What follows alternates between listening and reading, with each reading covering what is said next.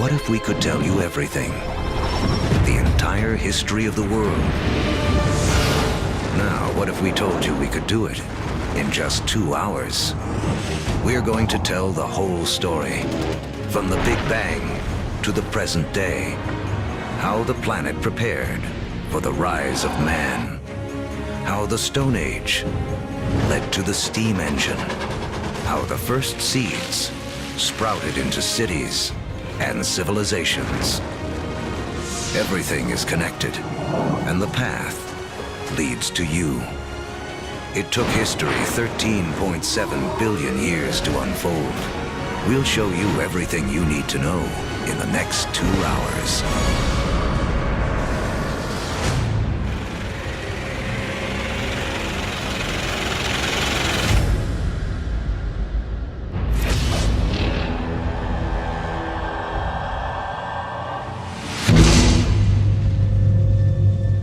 This is our infant universe. Everything that will ever exist, everything that will ever happen, all begins here, within this tiny bundle of energy, smaller than an atom. And right now, history as we know it is about to mysteriously begin.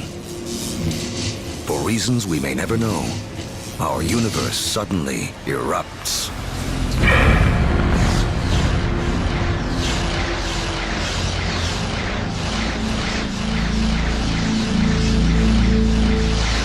In a millionth of a millionth of a millionth of a millionth of a millionth of a millionth of a second, it went from a size smaller than an atom to bigger than a galaxy. Whoosh! What you're seeing is energy, and it's one key to understanding everything that will unfold in the next 2 hours. Within a fraction of a second, the Big Bang creates all the energy that will ever exist. All the energy that will power the stars, that will fuel anything that ever lives. All the energy that you will ever consume dates back to the beginning of time. When you put gas into your car, you're tapping energy that was created during the Big Bang. You're tapping the energy of the universe itself.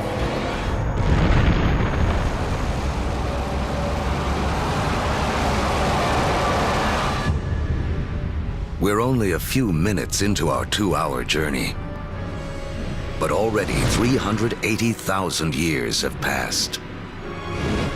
You are about to witness the birth of your original ancestors, the first atoms. This is hydrogen. The universe will use it to make everything in the world around us. Hydrogen is like a baseball team. You say, what player do I want to start my team with? Well, if I want to start a universe, I want to start it with hydrogen. Because from that, with a lot of heat and a lot of pressure, you can build more kinds of atoms. The first atoms blast through the early universe. And luckily for us, they don't spread out evenly. Because in those tiny pockets with more atoms, gravity, the great sculptor of the early universe, begins to work its magic.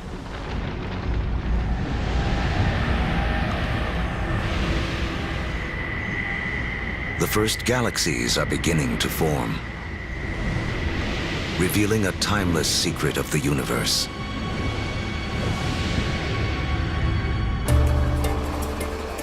Throughout history, whenever more matter and energy can be drawn together in one place, more complex things can emerge.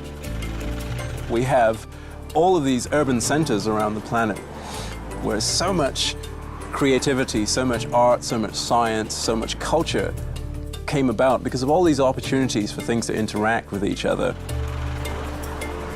Really, in a sense, where there is stuff, new stuff can develop, and where there isn't anything, nothing much can develop.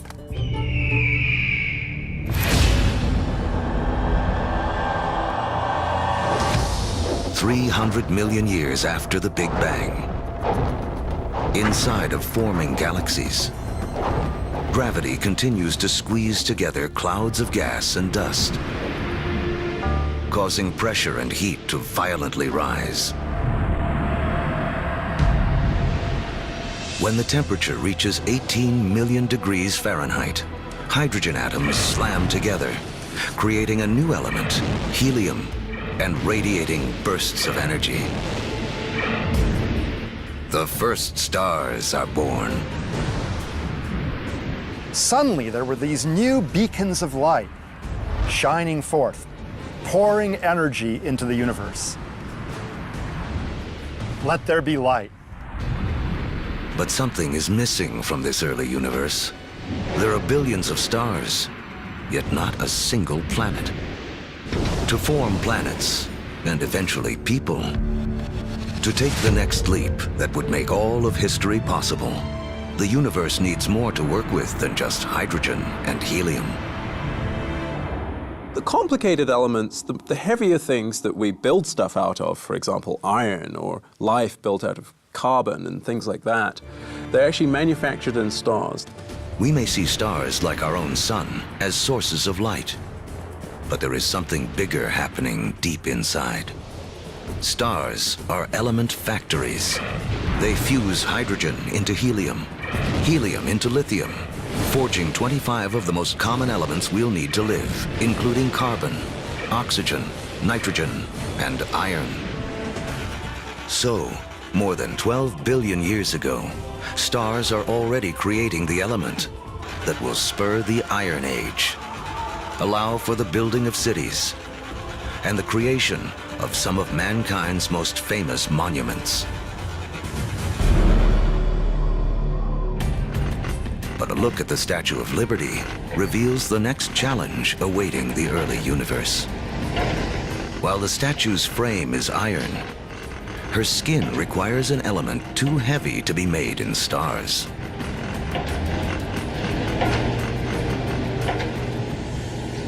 For Lady Liberty to have material for her skin, for there to be gold for wedding rings, or uranium for nuclear reactors, some elements had to be created another way. Stars don't have enough energy to do the job. But if the element factory isn't powerful enough, how about blowing up the factory? Just a few million years after the first stars formed, some of them exploded. Wham! These explosions, known as supernovas, are the biggest blasts in the universe since the Big Bang, providing the extra boost of energy needed to fuse heavier elements. In the fiery blast of their own destruction, stars create uranium, gold, all the rest of the elements that will fill our world, including copper. The periodic table of the elements is really sort of a library of matter in the universe. Those are your building blocks. Everything is coming out of that particular chemistry set.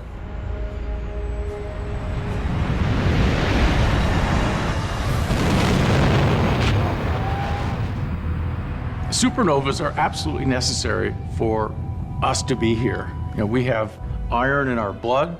We have little bits of old supernova, therefore, just floating around through us. We are all stardust. Copper and tin, Bronze Age. Without supernovas, there's no Bronze Age. Go to any supermarket and buy a multivitamin. And go and look in the ingredients. You'll find copper, you'll find zinc, you'll find selenium, you'll find all sorts of elements that can only be made in a supernova. The elements made by stars will become the seeds of life on Earth and the drivers of human history. But the journey has just begun. Before there can be life, the universe has to build us a suitable home. To build a proper house, you have to assemble the right materials all in one place. Now, when planets form, It's the same thing. It's the materials that you have at hand that's going to dictate the kind of house that your planet's going to be. To get enough of the right material in the right place, all at once, takes a very long time. Over the next 8 billion years, more than half of history as we know it, the element factories continue their work. Stars explode and are reborn. Each generation with more heavy elements than the last. Until 4.6 billion years ago. Finally, there are enough materials gathered for the next step on the path to us.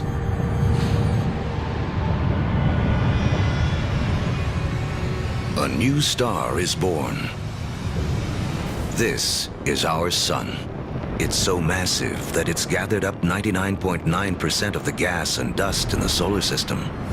But there's still just enough left behind for gravity to build some other things. Like planets. The third one out from this star will be our home. By the time Earth emerges, just over 4.5 billion years ago, 2/3 of the history of the universe has already passed. The first sunrises sweep across a foreboding alien planet. A world spinning so rapidly that a day lasts only 6 hours. When you go back to the early Earth, right after the planet formed, you really have to think of the Earth as another planet. The sun would have looked out over a hellacious scene of just molten lava. In places, you would see rafts of black volcanic rock. Within the liquefied rock, the elements are all in a jumble.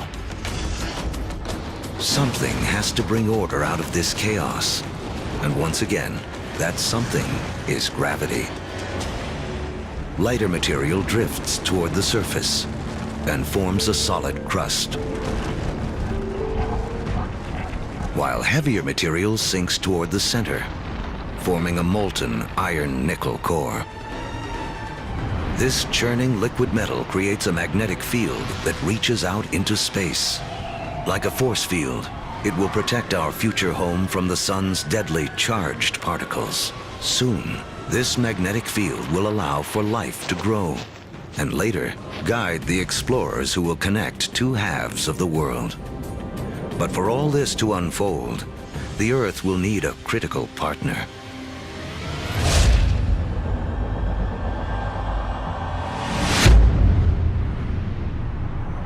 Four and a half billion years ago, an object the size of Mars smashes into the planet at 25,000 miles per hour.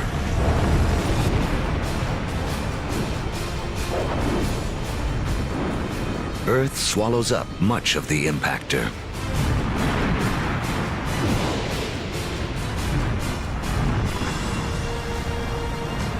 But a spray of molten debris is whipped off into space. Within as little as a year, gravity gathers this debris into a secondary sphere in orbit around the Earth, where it has been ever since. The formation of the moon was an incredibly important event in Earth's history. And in fact, its creation over 4 billion years ago is really important to the Earth's climate today. The moon keeps Earth steady. Its gravitational pull prevents the planet from wobbling, saving us from wild climate swings. And the collision that formed the moon leaves Earth tilted on its axis, giving the planet a key ingredient to life: seasons. Having seasons is very, very important for the evolution of life on the Earth. And having some stability in the tilt of those axes, that's very, very important also for maintaining life on the Earth. The moon's gravity also begins to slow Earth's rotation, which will eventually lengthen our days from 6 hours to 24.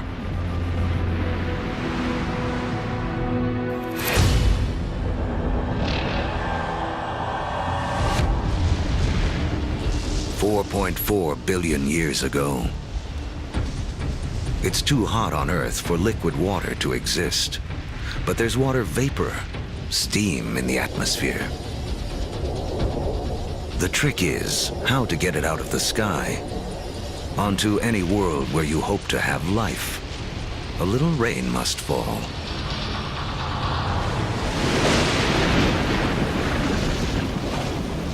For millions of years, as the planet cools, rain pours down, forming puddles, lakes, and eventually our oceans.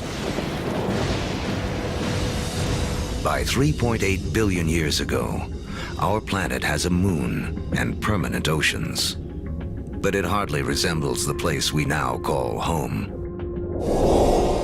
To become the stage for all of human history, Earth needs an oxygen-rich atmosphere, fertile continents for people to discover and develop. Who will create our modern world? There's 1 trillion of them crawling on your skin right now.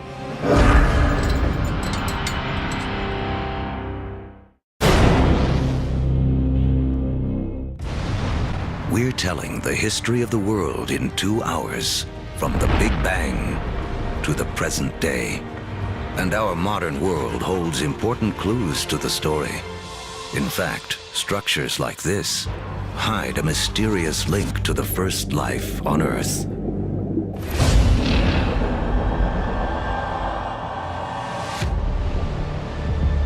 $3.8 billion years ago,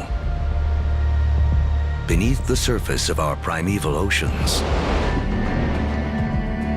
a revolution is taking place.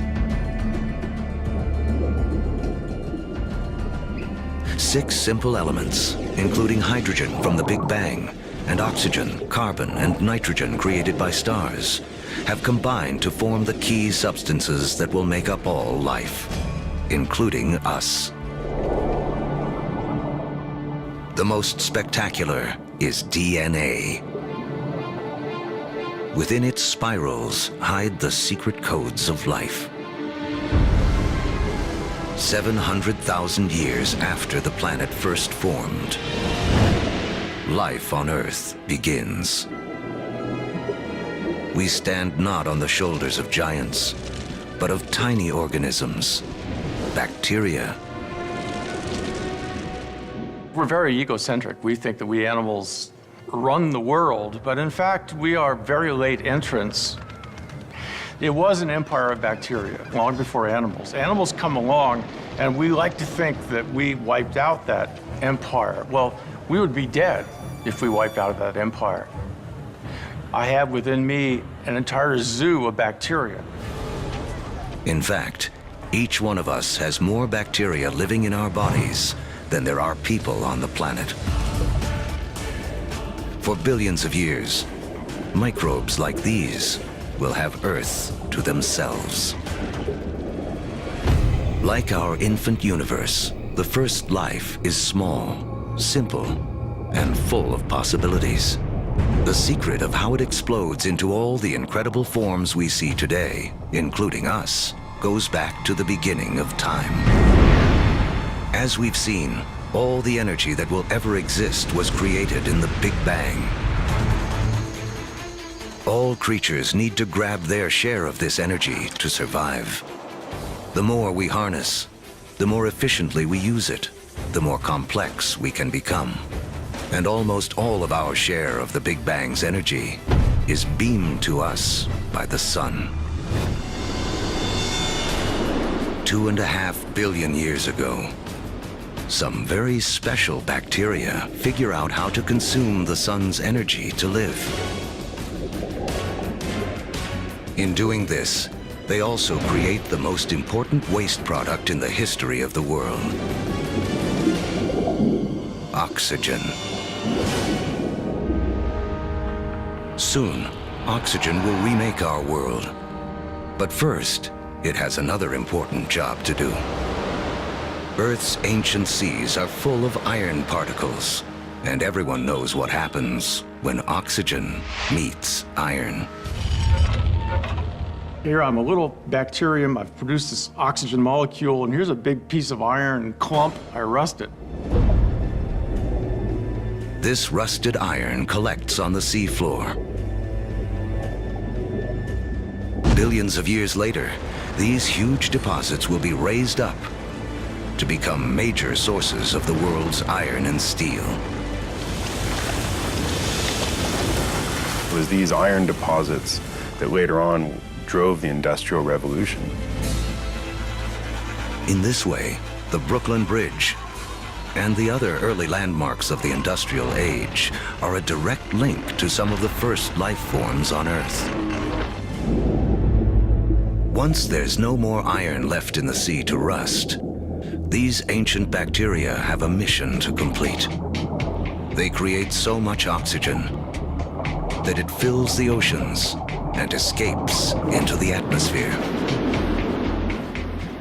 And from then on, we have a very different planet from all the other planets in the solar system. Now, life takes a giant leap. For the first time, some bacteria learn to live on oxygen. Every human breath is a ritual, 2.5 billion years old. Life tends to stick with what works, even over the course of billions of years. Oxygen is a game changer. By taming its power, life has found a better way to energize itself, 20 times more efficient than anything used on Earth before. What life does with all this new energy will be the story that leads to us.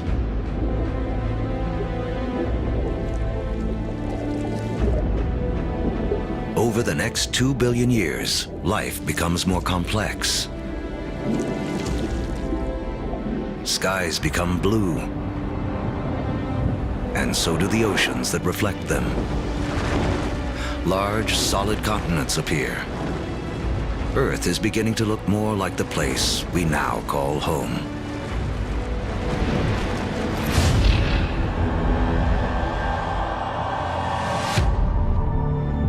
$550 million years ago, as the planet celebrates its 4 billionth birthday, oxygen levels in the atmosphere have risen from next to nothing to as much as 13%.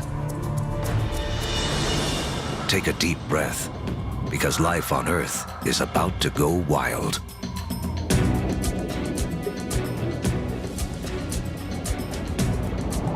This is the Cambrian explosion, biology's version of the Big Bang. Right after you have abundant oxygen, you get size and complexity, and oxygen lets you do that. It's in this breathtaking span of roughly 30 million years that most of the major animal groups evolve. By 500 million years ago, the first bony fish have evolved in the seas. These fish are our direct ancestors. Though they look nothing like us, they evolved the body parts that will make our own bodies possible, including a spine and a mouth with jaws and teeth. We owe a great deal to our fish ancestors. In fact, all vertebrates today really represent modifications of the original fish body plan. For the first 4 billion years of Earth's history, plants and animals have stuck to the seas. But that all begins to change. With oxygen comes an ozone layer, protecting us from dangerous radiation. Plants make the move first.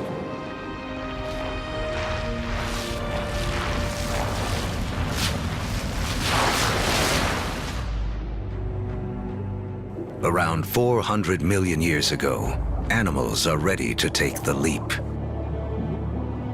Among the first ashore are the amphibians, whose descendants will include us. The most amazing thing about animal evolution ever for me personally is that moment that first amphibian walks out of the primeval ocean onto land and takes a big gulp of air. Kind of like great-great-great-great-great-great-grandpa coming out of the ocean and seeing this fantastic world. And it's like, hey, I can live here. Look at those trees, look at those bugs. There's food here, I can do this.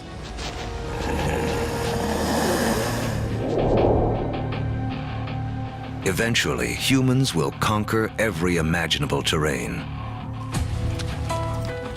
But before we can do that, our ancestors must first cut their final tie to the water. Mating season. Like modern frogs, they have jelly-like eggs that would dry out on land. But some amphibians eventually solve the problem.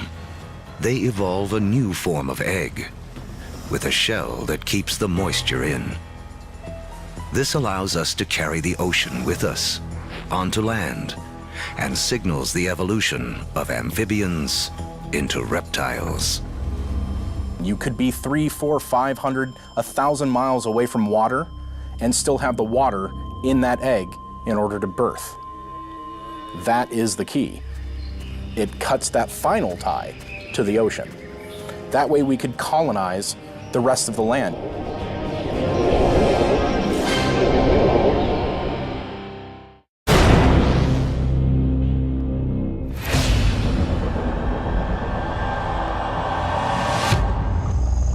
$300 million years ago, life flourishes in massive tropical swamps where planet Earth is cooking up a surprise. As plants die here, they are buried, compacted, and cooked.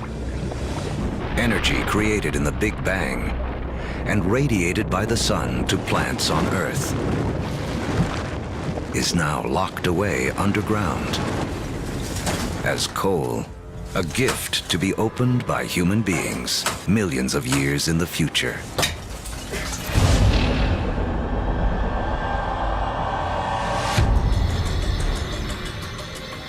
$250 million years ago,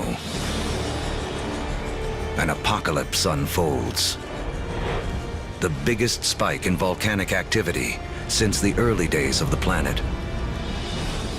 The atmosphere is choked with carbon dioxide, and the diversity of animal life spawned in the Cambrian explosion is stopped dead in its tracks. More than 70% of all species on Earth go extinct in the worst mass die-off in history, the Permian extinction.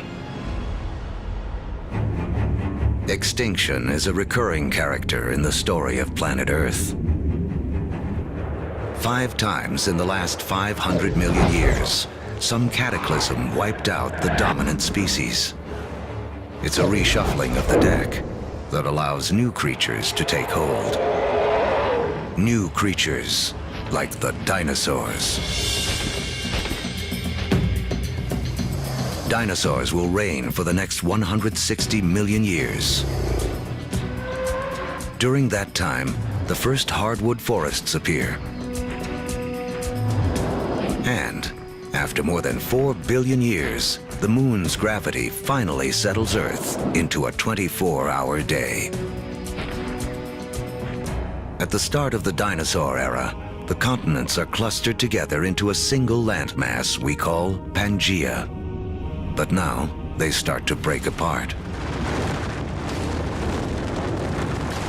Africa separates from South America. The vast Atlantic Ocean opens up, creating what will become one of the defining barriers of human history, the gulf between the old and new worlds. The undisputed stars of the dinosaur era are animals like Triceratops and T-Rex, but there are some important creatures scurrying around their feet. If we were to trace our lineage back far enough, we would come to really small shrew-like mammals surrounded by these titans of reptile life. During that time, mammals, we were living on the fringes. We were maybe stealing dinosaur eggs, maybe just eking out an existence. So the dinosaurs kind of held us back. The biggest headline of the history of dinosaurs, which is 160 million years, is that we lost. Mammals lost. We couldn't get much bigger than a small cat. For 160 million years, all the medium-sized, medium-big, big, gigantic, and stupendous animals were dinosaurs. For that whole time. They beat us fair and square. But the deck is about to be reshuffled.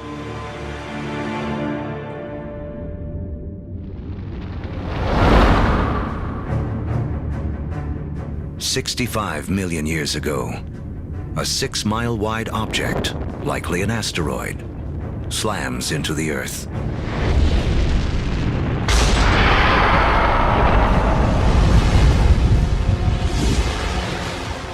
A dust cloud blocks out the sun.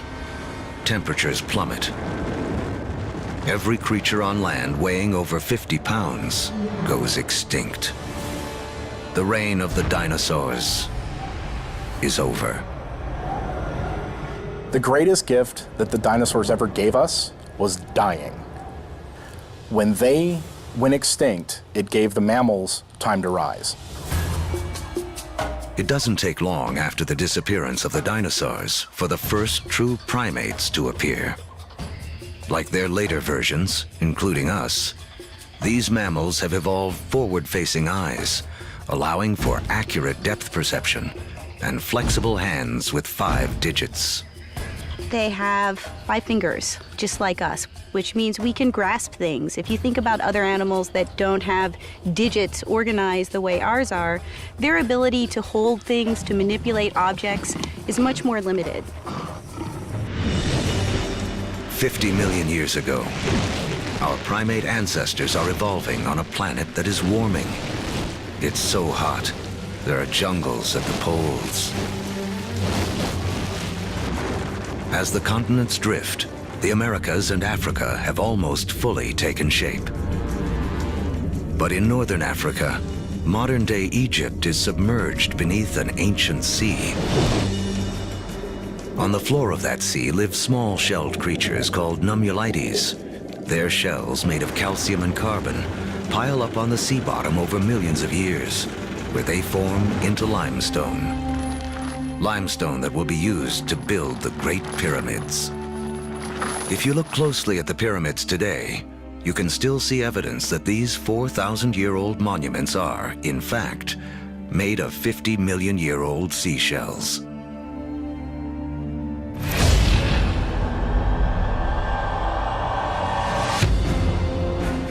By 10 million years ago, Earth is morphing into a world most of us would recognize.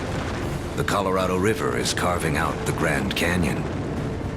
Mountain ranges like the Himalayas have arisen. They're so tall, they disrupt weather patterns, setting the stage for a colder planet.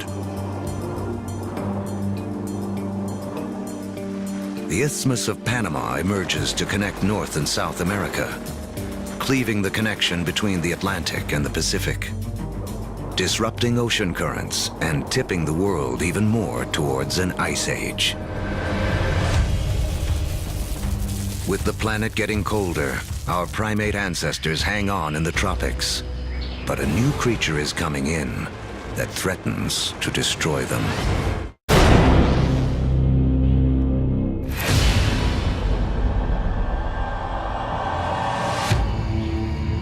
"7 million years ago, our primate ancestors lived safely in the trees.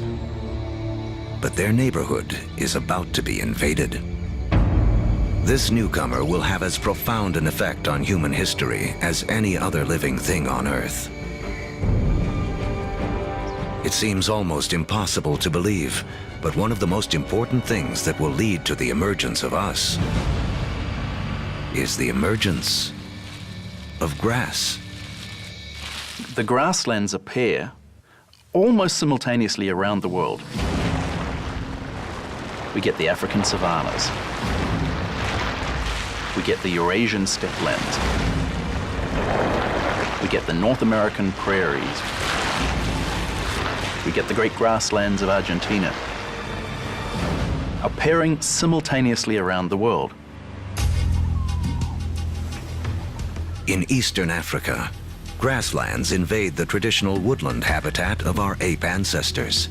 With fewer trees and greater gaps between them, our ancestors have to adapt. Apes would notice that there's more and more apes in the same tree and less food, increasing incentives for apes to go from one patch of food to a different one separated by grasslands. Now, one way to do it is to run like hell. The other way to do it is to extend one's food sources into the grasslands and seek out the foods that are available there.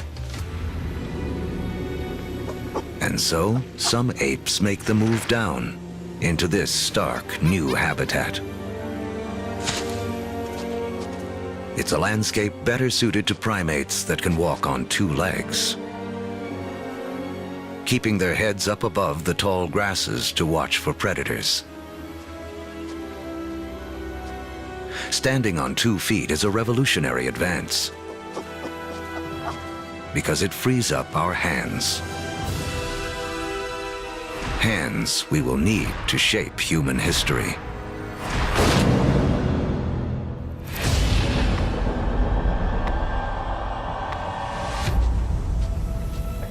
$2.6 million years ago, early proto-humans, or hominids, walk an Earth whose rocks are loaded with the element silicon. Created in the cores of stars billions of years before, silicon is the second most abundant element in Earth's crust. One of its chemical quirks is the ability to bond with oxygen to form crystals that combine into solid rocks. Rocks that can be chipped and shaped without shattering. Hominids started doing this 2.6 million years ago, breaking cryptocrystalline silicates to make sharp edges, and people use them for millions, literally 2.6 million years. Simply having a modified stone with a sharp edge on it, now suddenly you have a hammer. You have a crude cutting edge. A simple modified stone means a human can suddenly do 1,000 more things than we could do previously.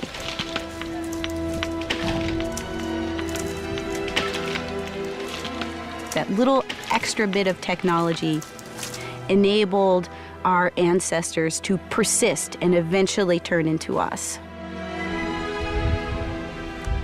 Silicon launches the first technological revolution, the Stone Age. Millions of years after it powers our first handheld devices, another chemical quirk of silicon will make it the height of technology once again. The next leap towards becoming truly human relies on a little-known secret of our home planet. In the known universe, it turns out Earth may have a rare and special power.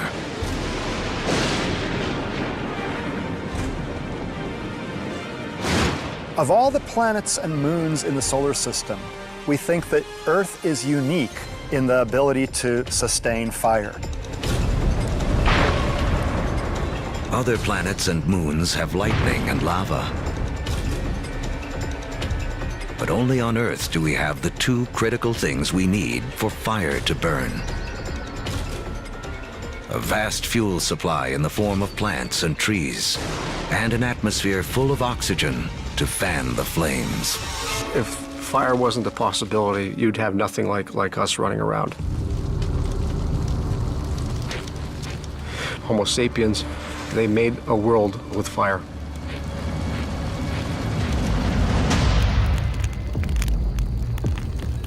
Our ancestors have fire firmly under control by 800,000 years ago. It's a skill that connects us back to the very beginning. Remember that all energy was created in the Big Bang, and all life is in a competition for our share of this energy.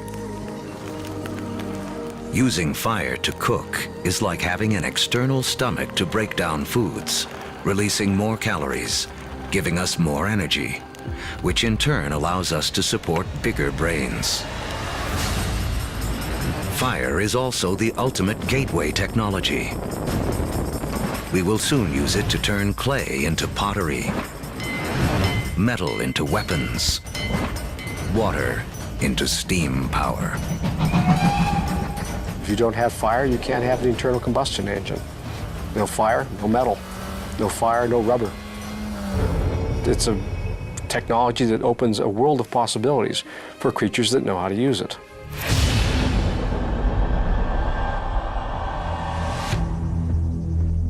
"200,000 years ago, the modern human has fully taken shape. The larynx, or voice box, which is high up in the throat in our ancestors, descends. More complex sounds are now possible.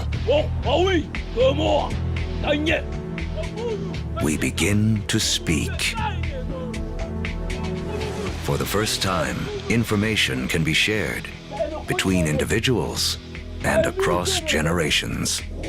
Humans have gained a critical advantage over every other creature on Earth. You can tell my grandfather said that when the elephants didn't show up, we go off and hunted zebras. You know, my aunt told me that her cousin found this water hole on the other side of that river. And we can all benefit and we can all understand what they mean when they're describing what they found out on that landscape. Language changes humans from being like standalone computers to being networked computers, where you can share information. You know, one doesn't need to depend on one's own personal experience. One can borrow the personal experience of anyone with whom one can communicate. That's a powerful advantage. No other creature has that. As a species, humans become exponentially smarter.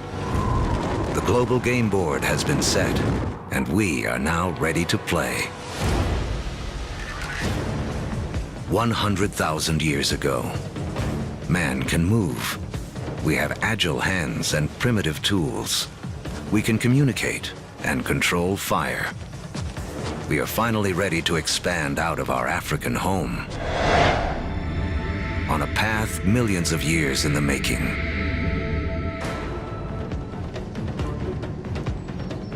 Shifting continents have linked Africa and Eurasia into the largest contiguous landmass on Earth, Afro-Eurasia. 33 million square miles, more than twice the surface area of our entire moon. For early humans, this means more than half the land on Earth can be reached on foot. Human dispersal was a crucial game changer. We are one of the few primates that live on more than one continent simultaneously. So what that means is that we're better insulated from the kinds of things that cause big mammals to become extinct than other primates are. It's extinction insurance. Dispersal is extinction insurance. But just as the world begins to open itself up to man, the planet turns on us. An ice age begins. Now the planet will test us like never before. By 50,000 years ago, glaciers begin to advance down from the North Pole. At the same time, humans continue their conquest of the globe, arriving in China and Australia. By 30,000 years ago, Homo sapiens reach Europe for the first time. By 20,000 years ago, with the ice nearing its most extreme, the march of man reaches the frigid tundra of northeast Siberia. Despite the trials of the Ice Age, man endures and develops the last skills we will need to be truly human. The clues lie in these symbols. We have taken an intellectual leap to think beyond the here and now, beyond what is simply needed to survive. We can only start saying we have an organism that is human, that is the same as us, when we start seeing evidence of symbolic thought. It's when we start seeing a picture of a cow that everybody will recognize as the picture of a cow. Because only when we start seeing all of those things can we say that is a human. People or creatures that think like us, that see the world in the same way as us. And from that moment on, human history was marked to be radically different to any other species on this planet. Now, with huge amounts of the planet's water locked up in ice, sea levels plummet by 300 to 400 feet. The last great barrier to the spread of man is erased. We come across the Bering Land Bridge from Siberia to North America. We are telling the history of the world in 2 hours, and in just 1 hour, more than 13 billion years have already passed. These years of preparation have allowed man to finally emerge and spread out across the planet. And human history as we know it can truly begin.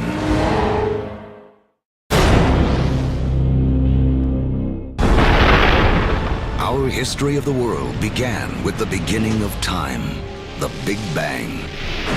It has taken us on a journey of nearly 14 billion years. Now, as humans take center stage, it's important to remember just how small a slice of history we actually occupy. To make things simple, imagine compressing 14 billion years of history down to just 14 years. On this scale, the Earth would have existed only for the past 5 years. So that's about 1/3 of the history of the universe. Large, complex creatures would have developed 7 months ago. On this scale, dinosaurs went extinct only about 3 weeks ago. The entire recorded history of humans would span only the last 3 minutes. Modern industrial societies, the Industrial Revolution effectively, 6 seconds ago. What this shows me is that we humans have been around for only a very brief instant in the recorded history of the universe. Mankind has waited billions of years for our brief instant to shine. As the stars and our evolving planet carried out the slow work of organizing the elements in a way that would make human history possible.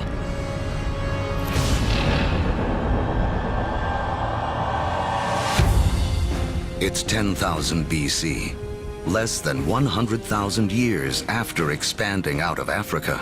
Man has reached South America. Humans have met the adversity of the Ice Age head-on, and rather than die off, we have adapted, become even more intelligent. And now we have colonized the entire globe. From coast to mountaintop. From tundra to desert. Humans are there. Our closest living ancestors, chimpanzees, live in the tropics. They only live in the tropics. Humans have managed to colonize the entire globe. Ice Age land bridges allowed man to spread around the world. But now the ice begins to melt. And sea levels rise again. Humans are trapped and separated in 2 vast and unconnected hemispheres. Each pocket of humanity left to make the best of what it has been given. As the glaciers recede, they carve out lakes, rivers, and bays. The map as we know it emerges. In Africa, increased rainfall causes Lake Victoria and Lake Albert to overflow and form Egypt's Nile River. In Eurasia, other rivers emerge. The Tigris and Euphrates in Mesopotamia, modern-day Iraq. The Indus in modern-day Pakistan, and China's Yellow and Yangtze. These river valleys become critically important for how human history will now be played out following the retreat of these ice sheets. These are the river valleys whose waters and fertile soils will allow the first seeds of civilization to be planted. With temperatures warming after the Ice Age, plants and animals are more plentiful, and man can finally choose to stop moving. Permanent settlements begin. Populations grow,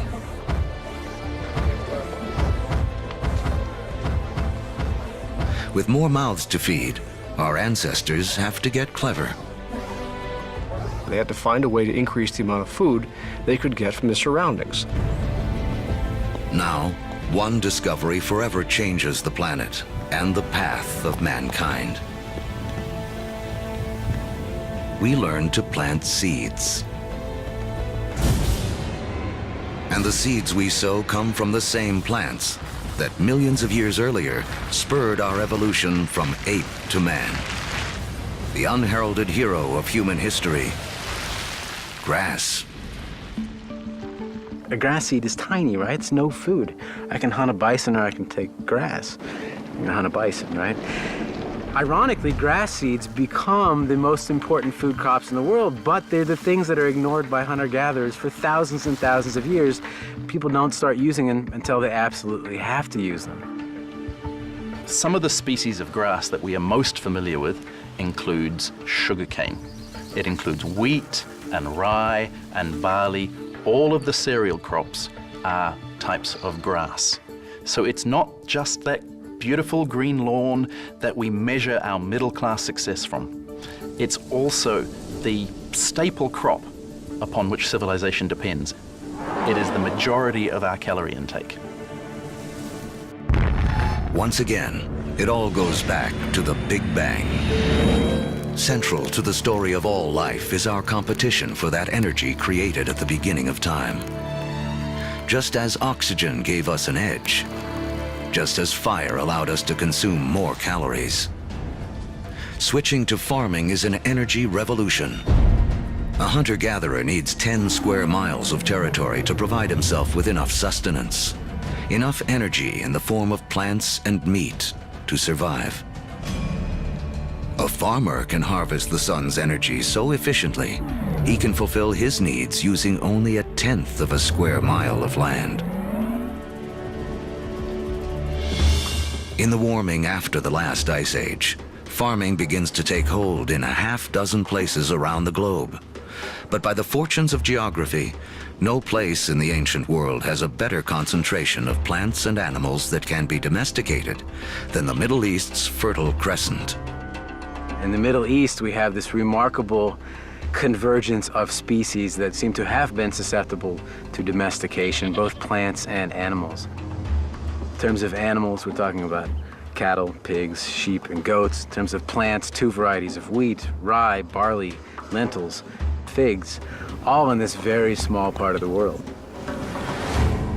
Unlike the Fertile Crescent and the rest of Afro-Eurasia, places like sub-Saharan Africa and the Americas have very few wild species that can be easily domesticated.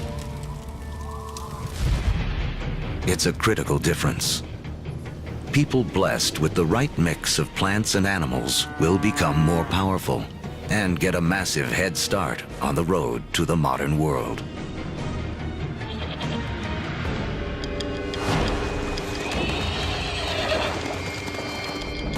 One animal that gives any human who can tame it an almost unbeatable edge is the horse. It's a little-known fact that although horses first evolved in the Americas, they died out there along with many other large mammals around 10,000 BC. There were at least 3 species of Ice Age horses in North America, maybe more. Some as small as ponies, some as big as Clydesdales. And they had evolved in North America for 40 million years. They're part of the whole history, and then they're gone. They're gone. These powerful potential allies disappear before they can be used by the first North Americans. Fortunately, before that happened, large numbers of horses escaped back across the Bering Strait land bridge and spread out across the great grasslands, the steppelands of Central Eurasia. A narrow escape that had a profound effect on human history. Around 4000 BC, nomadic people in Central Asia learned to tame them for the first time. Domesticated horses will be harnessed across Eurasia, advancing everything from work to warfare. Perhaps no other animal has had a bigger influence on the course of human history. And the circle wouldn't be complete for another 5,000 years when Christopher Columbus would bring horses with him on his second voyage to the Americas. His horses would be the first to set hooves in the Americas since the Great Die-Off over 10,000 years earlier.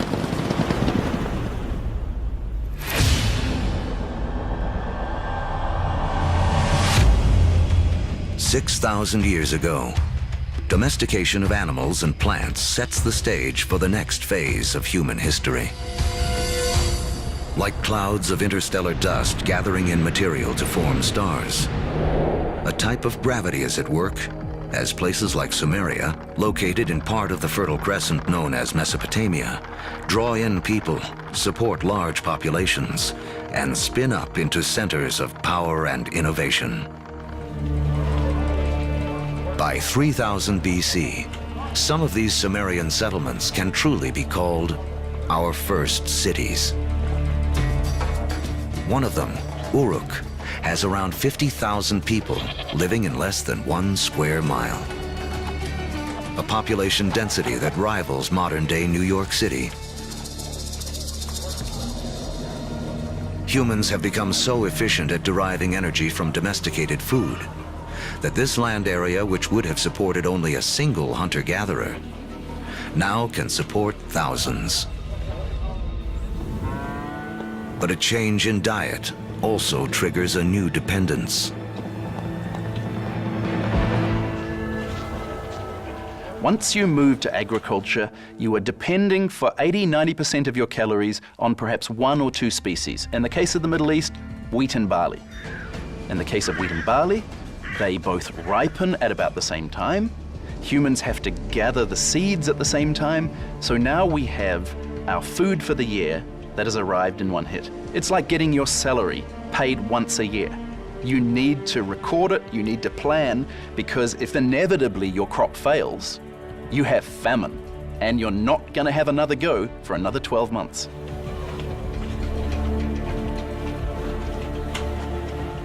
In these first cities, crops are king. To keep track of them, our ancestors developed the first writing. To protect them, the first armies. And to administer them, the beginnings of politics.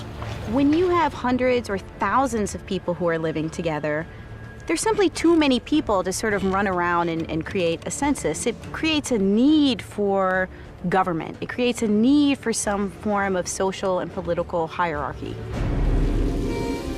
Planting seeds has set man on a new path. Settlements have grown into cities. But to take the next epic step from city to civilization, we'll need the help of a very surprising creature.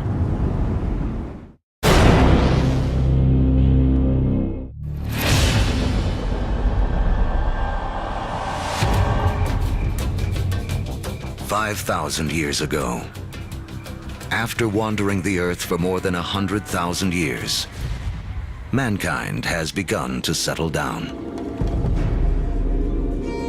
We cluster near rivers, along the Tigris and Euphrates, the Nile, the Indus, the Yellow and Yangtze. Civilizations are about to take off. But first, they must all master one thing: trade. The more they exchange goods and learn from other lands, the faster they grow. It seems that long-distance trade and communication is a necessary precursor to allow urban civilization as we know it. And surprisingly, the first civilizations arise on the back of a creature with a lowly reputation in the modern world: the donkey. The donkey caravan is the interstate highway and high-speed internet of its day. Their routes will lay the groundwork for the modern world. Moving not only goods like timber and bronze, but ideas and stories. The civilizations they connect will be some of the first described in the Bible. The caravan routes converge at the Persian Gulf, where they link up with ships that carry goods to India. It essentially brought these civilizations together into great cultural and material exchange, and really was the beginning of the trend towards globalization. It is a key to understanding how our world works to this day. Just like the first civilizations, we trade and form networks. These networks form hubs. And throughout history, being at that hub has meant one thing. The amount of ideas, the amount of cargo that passes through a region seems to have a direct correlation to how powerful and important they are. By 2000 BC, humans have gone from humble huts to massive monuments. In Africa, great pyramids arise on the banks of the Nile.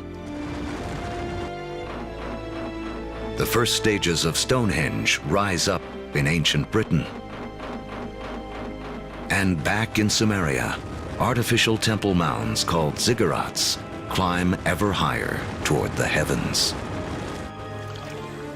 To cement these massive structures together, the builders of Samaria turned to a substance that oozes from seepages along the Euphrates River. It's called bitumen. Used as asphalt in the modern world, it is the first petroleum product to be exploited by mankind. While bitumen is highly prized, the lighter, thinner substance oozing from the ground along with it is considered a nuisance by the ancients because it catches fire so easily. The ancients call it naphtha. We call it gasoline. And it's one of the first indications of the vast oil fields that will one day turn the cradle of civilization into a center of wealth and warfare.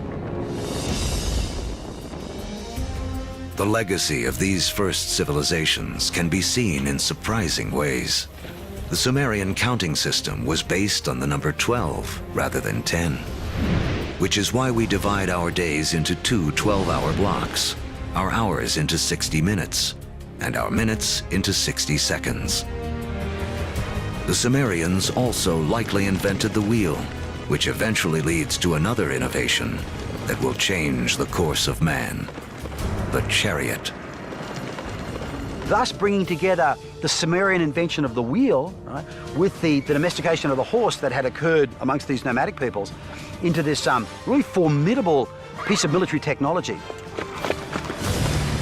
Around 1200 BC, a chariot-driven clash of civilizations cuts off trade routes for copper and tin, the metals we need to make bronze tools and weapons. But luckily, the stars have made us an alternative: iron.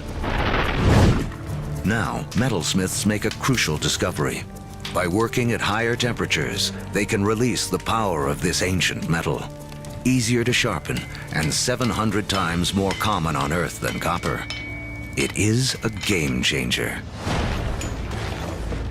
Humanity enters the Iron Age.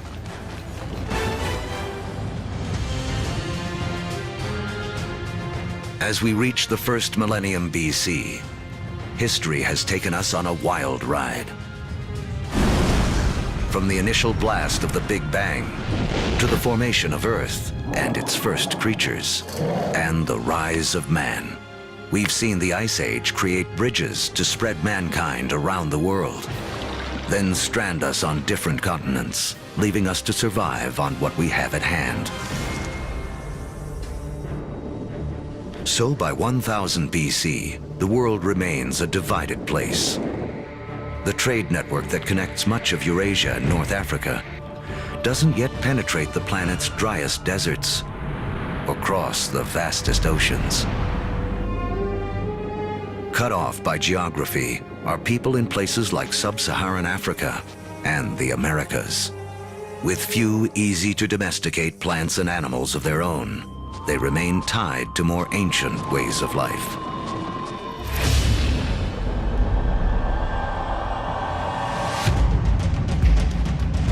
In 600 BC, the cavalry have arrived. humans ride into battle on horseback for the first time. We've seen that just taming a horse gives man a massive advantage. Now, pairing him with iron weapons makes him nearly unstoppable. These advances in technology, they don't just make a fighting ability possible. They make empires possible. And that is the story of the next several millennia. With new technology and improved logistics, empires spread, uniting massive land areas under a central control. As empires grow, so do new beliefs. One interesting phenomenon we see with the rise of these empires is this idea of monotheism, this idea of a universal God that develops over time, and it's just a phenomenon. Judaism emerges, from which we eventually get Christianity and Islam. Buddhism and Hinduism also arise. The 5 major religions today are all rooted in this remarkable era. Although empires spread, some great powers remain isolated. The rise of the Himalayas 50 million years earlier has left China cut off from trading with the rest of the world. But that is about to change. Around 100 BC, a Chinese emperor sends an envoy to the West in search of alliances. The routes he travels will become the Silk Roads, a massive trade network that connects China across Central Asia to the Roman Empire. China has joined the world. As far as we know, no Chinese trader ever met a Roman, no Roman ever met a Chinese trader, at least during this first period of the Silk Roads. But this vast trade then began to explode. Between about 100 BC and about 200 AD, we have 3 centuries of trade and cultural exchange on a level that has not been seen before in human history. But this new human network also unleashes hidden dangers.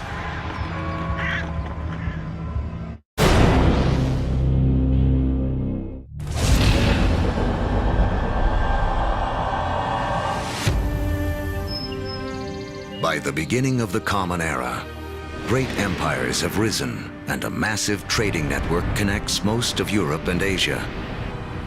But the trade routes also carry an invisible threat. Disease. Massive epidemics that some blame for taking down both the Roman Empire and China's Han Dynasty.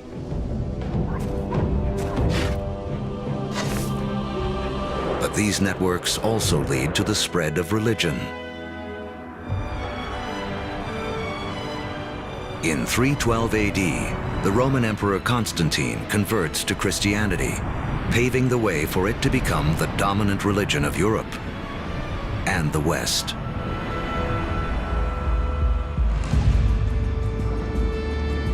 Three centuries later, Islam also emerges. A religion that will, for a time, unify a territory 2.5 times larger than Rome ever was. Arab trade will drive innovation for the next 1,000 years and expand the global network to places it has never gone before. The Arabs are sitting in the middle of Afro-Eurasia. There are Arab traders who are sailing off to China. There are Arab traders who are traveling all the way to the Atlantic Ocean. So they are sitting in the middle of the hub. One secret to Arab trade: the camel. A creature whose ancestor, like the horse, escaped across the Bering Land Bridge out of North America. A caravan of 6 camels can lug as much as 2 tons of cargo as far as 60 miles a day, twice the load of a donkey caravan in half the time.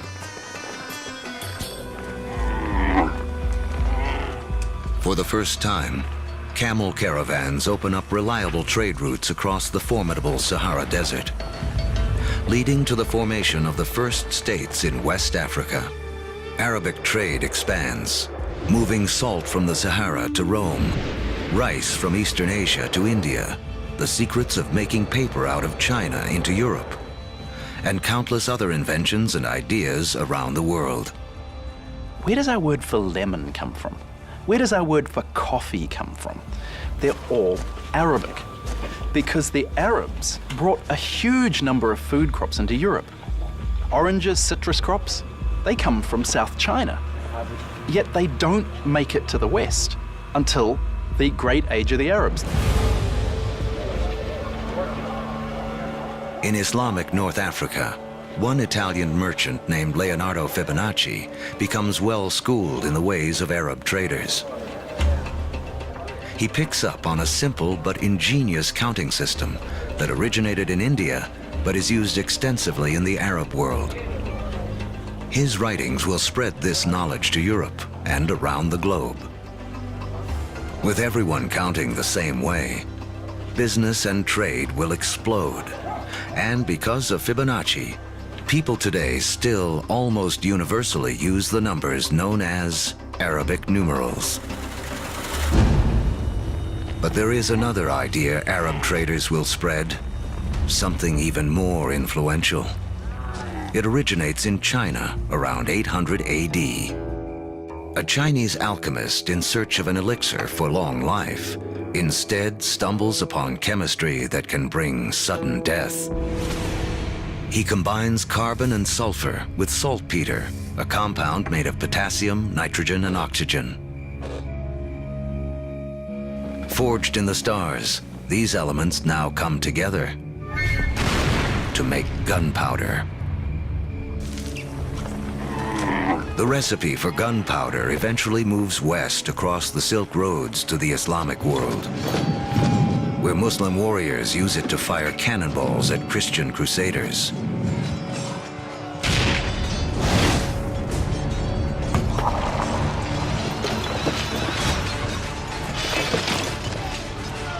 Europeans pick up on the idea, embracing and perfecting gunpowder weapons.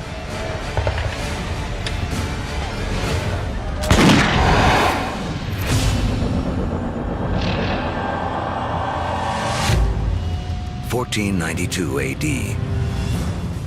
There are roughly 400 million people in the world, but it is still divided in two. In the Americas, the civilizations of the Aztecs, Mayans, and Incas have all arisen. While halfway around the world, in the aftermath of the fall of Rome, Europe has cracked like an egg into individual states. For Italian-born Christopher Columbus, this means he can appeal for funding from a succession of European rulers, until he finally convinces the King and Queen of Spain to back his expeditions. It has taken all of Earth's history to make Columbus's journey possible. For tacking into the wind, he uses triangular sails, a technology copied from the Arabs. To guide him, the compass, an invention from China. And guiding the needle, a magnetic field formed with the core of the planet itself. Although Columbus is looking for a new way to sail to India, what he does instead is finally and forever connect the two halves of the world. The voyage is not just significant in American history. As you'll see, it's a pivotal event in all of human history. Nothing will ever be the same.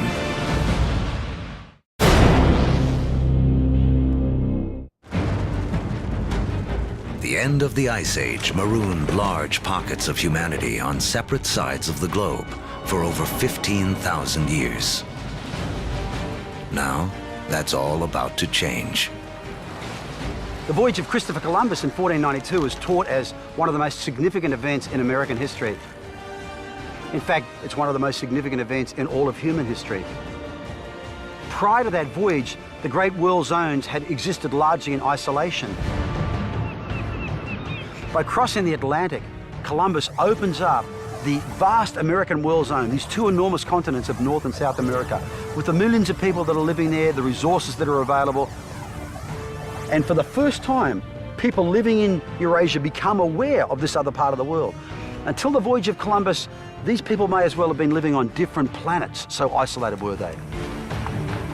A trade network that started with the first civilizations, connected Europe, Asia, and Africa, now reaches across the Atlantic. In this vast new global network, new hubs will form. And once again, power will shift. For most of the last 2,000 years, Europe hasn't been that important. Then we get the age of Columbus, and what do you know? This is exactly the time where we see the rise of the West. This is when the West starts taking over, when it gets itself smack bang in the middle of the biggest exchange network the world has ever seen.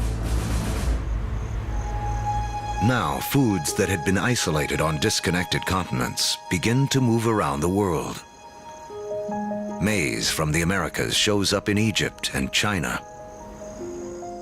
Potatoes from the Andes prove perfectly suited to the soils of Ireland and Russia.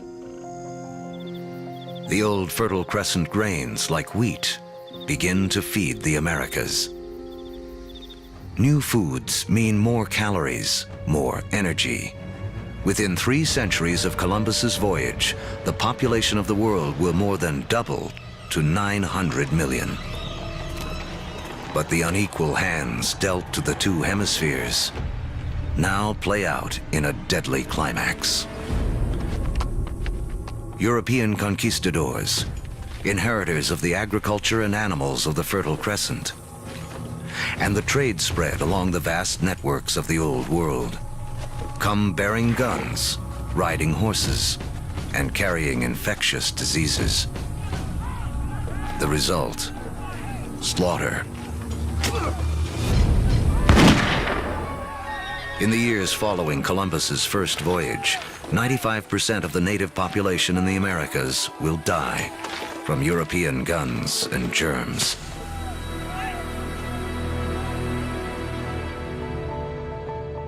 Once the hemispheres are connected, nothing can ever be the same. Take the incredible story of sugar. Chemically, it's the only source of fuel for our brains, a substance we are programmed to crave. Raw sugar comes mostly from sugar cane. Once again, a grass will play a central role in the story of mankind. First cultivated more than 6,000 years ago in Asia, Europeans discovered sugar in the Middle East during the Crusades and carried it home. Europe was hooked. But there's virtually nowhere in Europe where sugar can grow. Then we have Christopher Columbus and the discovery of the New World. And the Spanish conquistadors, yes, they initially are very interested in the gold and the silver, but really, they just want to make it rich. They don't care how they're going to make it rich. And once the gold and the silver has been looted, the next step is to open sugar plantations. The Spanish themselves don't want to work in the sugar plantations. They start looking around for a new labor force. And over on the other side of the Atlantic, there is a place where they can buy slaves. And if we look at the history of slavery, the #1 destination of slaves from Africa are sugar plantations. So the history of sugar shapes the development of history through the Middle East, through the Crusades, through the conquest of Mesoamerica, and even the history of slavery from Africa to the Americas.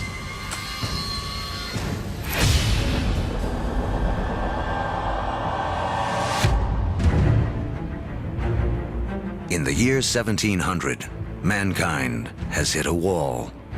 Most humans continue to live simple lives, more like our ancient ancestors than our own. When you think back to the world in 1700, most people were farmers, most people practiced small-scale subsistence agriculture, most manufacturing was done in workshops. In 1700, it takes over a year for cargo and information to circle the planet. longer than it would take us today to get to Mars. What's holding us back is how we power our lives. In Egypt of 2000 BC, 90% of all work was done by human muscle, with animals kicking in the rest. By 1700 in Europe, the majority of work, 70%, is still driven by human muscle. Muscle power alone can't clear the path to the modern age. But there's a breakthrough hidden deep within the Earth.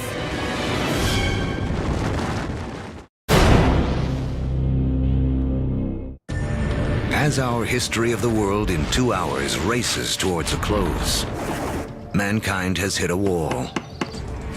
Human progress is stalled by the limits of our muscle.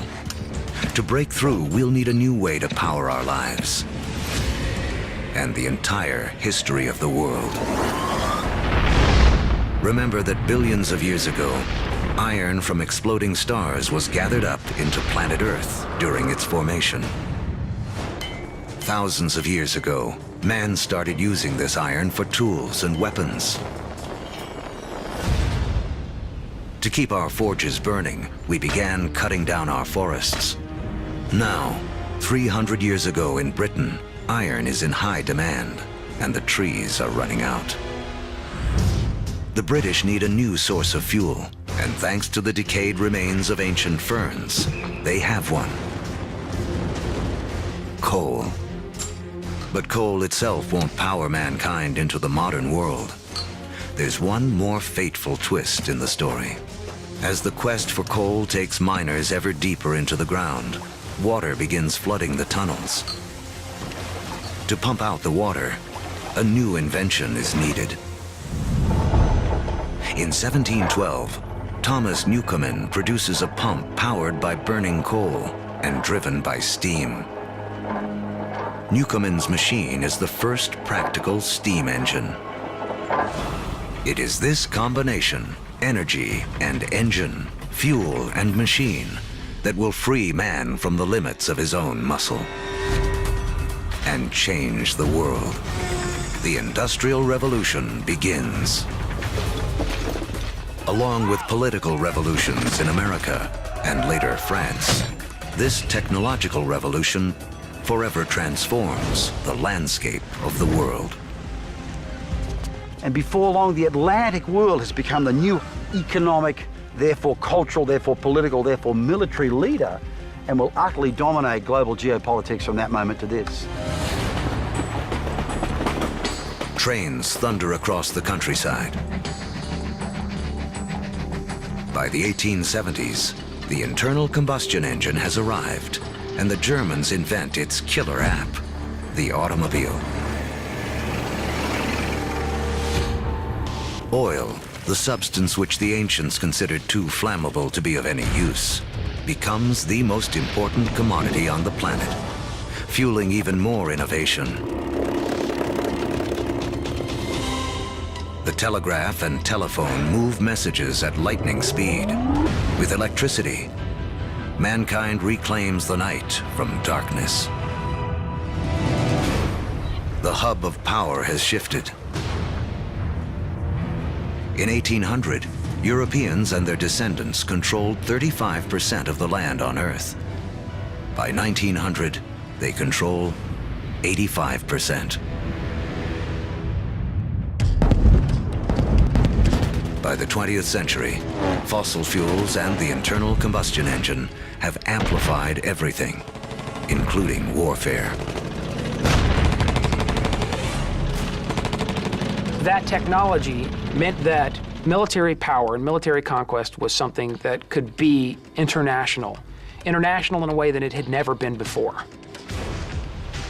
In the 20th century, almost 3 times as many people are killed as a result of war as in the previous 2,000 years of human history combined.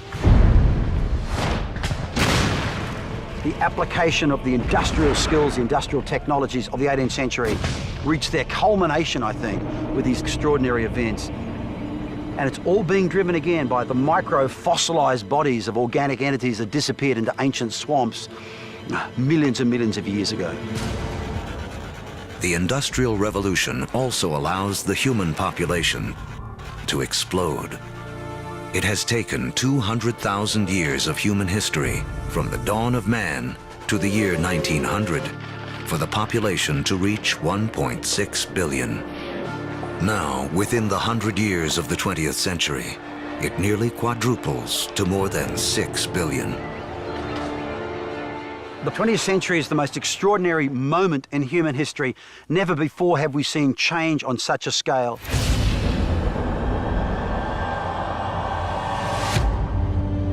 Today, humans number close to 7 billion. We are the dominant players on the planet. We have learned to harness 50,000 times more energy than our ancestors just 10,000 years ago. This energy drives our fast-paced lives and a literal World Wide Web, a network that, as we have seen, has been in the making for as long as humans have walked the Earth. Our 2-hour story is coming to an end. A story that really began 14 billion years ago with a tiny universe where everything was all in one place. Then the Big Bang. All the energy that has ever existed created in an instant. Gravity sculpted our universe. For billions of years, stars and supernovas created all the elements we would eventually need. Then an extreme Earth took shape and settled into just the right conditions to support life. As the planet evolved, life competed for energy and grew more and more complex. Eventually, the conditions were right for our species to rise. We mastered stone and fire. When the Ice Age came, we spread around the planet. And when the ice melted, we were stranded on different continents. We learned to bend plants and animals to our will. We built cities, then civilizations. We created a vast network that linked empires, joined continents, then crossed oceans. Just when it seemed we had reached our human limit, we found the energy and technology to carry us into the future. On Earth, the seeds of the past have bloomed into a present filled with energy and creativity. The stories of billions of lives have played out against the backdrop of a universe almost too vast to comprehend. In everything that we do, in all that we are, we remain living monuments to the past as we continue to make history every day.